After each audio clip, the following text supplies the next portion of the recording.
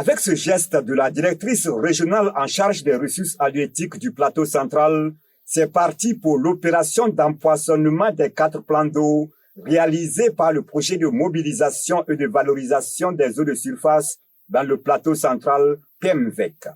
Cette opération vise à augmenter le potentiel halieutique de ces barrages.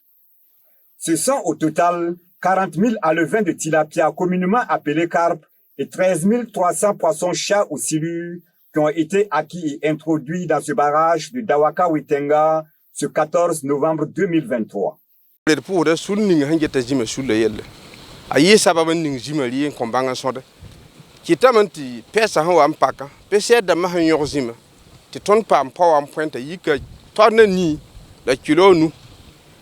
Pour les pêcheurs d'am sanal par meilleur fort.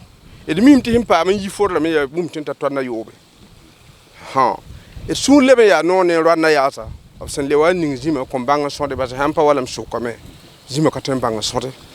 Ces alevins de tilapia sont de souche brésilienne. Dans 4 à 5 mois, le poids devrait varier entre 3,5 et 4 kg. Celui des poissons-chats sera d'1 kg.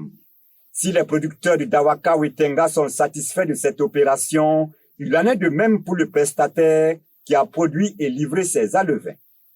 Il faudrait que le président de la coopérative bénéficiaire de cet empoisonnement-là puisse vraiment essayer de voir dans quelle mesure ils vont fermer le barrage pendant 3 mois pour permettre à ce grand empoisonnement-là d'une reproduction en la matière de tilapia comme des silures.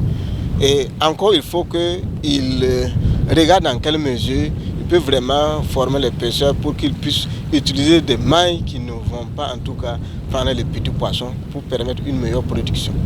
La coordination du projet de mobilisation et de valorisation des eaux de surface dans le plateau central PMVEC, qui a signé un protocole de collaboration avec la Direction générale des ressources halieutiques, a jugé nécessaire de rééditer cette opération d'empoisonnement de plans d'eau.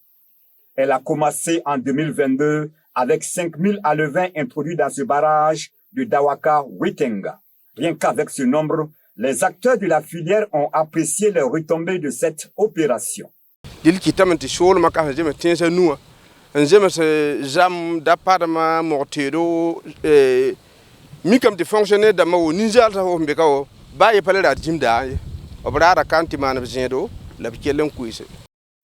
Avec ces 53 000 alevins introduits en ce mois de novembre, de belles perspectives de production profiteront aussi bien à la coopérative qu'aux consommateurs. Cet empoisonnement, ça va droit au cœur des pêcheurs et je pense que dans les années à venir, par l'intermédiaire de ce projet-là, en tout cas au niveau du plateau central, on peut dire qu'on peut être satisfait par la production des poissons. L'année passée, avec l'appui du PMVEC, on avait empoisonné ce plan d'eau avec 5 000 alevins. Voilà, 5 000 alevins. Et cette année, on allait jusqu'à 53 000. C'est plus que 10 fois. Ça montre effectivement l'importance de cet empoisonnement avec un grand nombre d'alevins qui va beaucoup impacter vraiment la production. Et ça, c'est au bénéfice vraiment des pêcheurs, des communautés au niveau local. En attendant, des conseils ont été prodigués aux membres de la coopérative pour une gestion rationnelle du plan d'eau. L'opération d'empoisonnement se poursuivra dans les 3 barrages construits par le PMVEC dans le Ganzourgou. Ce sont environ 142 000 alevins, essentiellement des carpes et des silures, qui seront introduits dans les barrages de Pougma, Taba et de Kouldiskou. Le coût de cette opération est estimé à plus de 42 millions de francs CFA. Ce type d'opération est fortement encouragé par les premières autorités du pays qui font de la promotion du consommation local leur cheval de bataille. Le Burkina Faso produit de nos jours environ 30 000 tonnes de poissons. La vision effectivement du ministère, comme la directrice l'a dit, c'est vraiment la souveraineté alimentaire. Et au Burkina, plus de 80% de nos besoins sont importés.